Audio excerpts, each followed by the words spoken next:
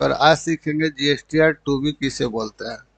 तो GSTR to be हमारा purchase होता है, वो भी जीएसटी वाला परचेज, जिस बिल पे हमारा जीएसटी चढ़ा हुआ है, यानी कि जीएसटी नंबर दे के हमने बिल कटवाया है।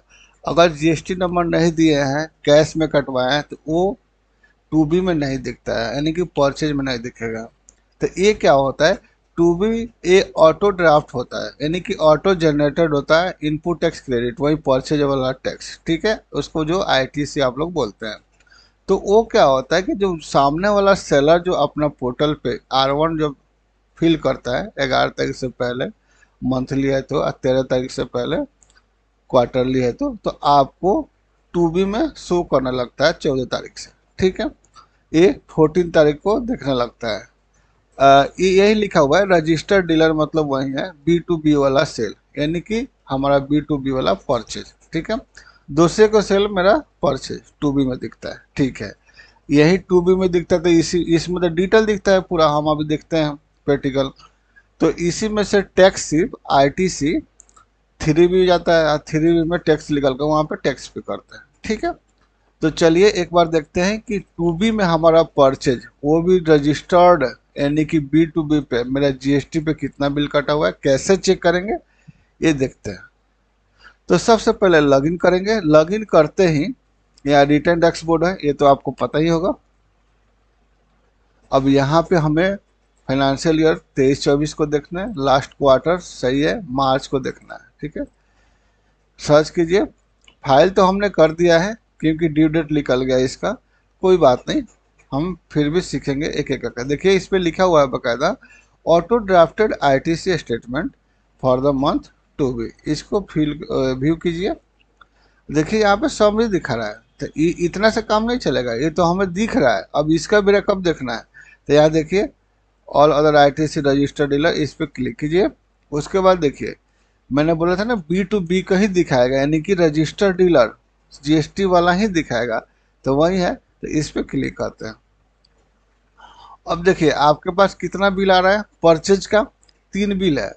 तीनों बिल का डेट देखिए कौन सा मंथ का है, मार्च का ही है। एक 4 मार्च का है, 8 मार्च का है, 7 मार्च का है, ठीक है। तो कहने का मतलब ये जो हमारा परचेज है सही है, मार्च का है, इसको तो हम कंसीडर करेंगे। तो ये जो समरी होता है ना, ये 3060, ये 3559, ये सब ये ऑटोमेटिक थ्री बी में रिफ्लेक्ट होता है, ये थ्री बी में चला जाता है, देख रहे हैं। तो आईटीसी में चला जाता है, बताऊंगा क्या होता है, उसमें टैक्स निकलता है, वो बात के बात है। पहले यहाँ देखते हैं, हमारा परचेज आ गया। अब एक चीज़ बताना है कि ये जो परचेज हमारा दिख रहा है, जीएसटी वाला परचेज है, कैश वाला नहीं दिखता है, उसका कोई कहीं नहीं दिखता है। वो R1 में कोई सेलर डालता है कि नहीं डालता है, उससे हमें पता ही नहीं चलता। अब ये जो परचेज हमारा दिख रहा है जीएसटी वाला, जिस पे जीएसटी हम चढ़वा रखा है, जिससे परचेज किया है, तो इसका मतलब ये टाइमली फिल किया होगा।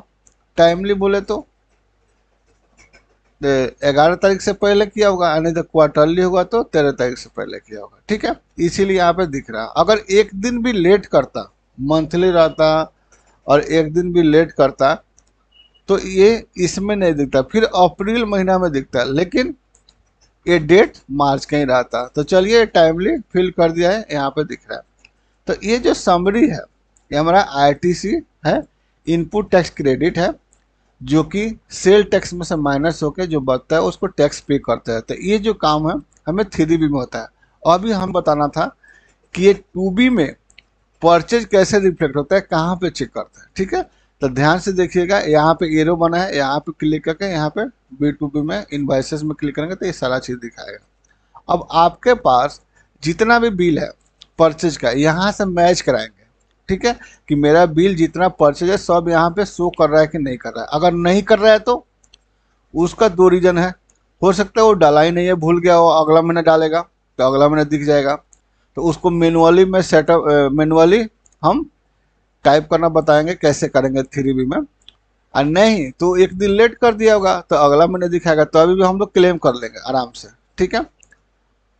अच्छा, इसको डाउनलोड करके कैसे चेक करेंगे, मान के चलिए 50-60 फाइल है, 50-60 पार्टी है, तो यहाँ से एक्सेल में डाउनलोड कर लीजिए। डाउनलोड एक्सेल है ना, यहाँ पे क्लिक कर दीजिए, ये डाउनलोड हो गया, ये डाउनलोड हो गया। ठीक है।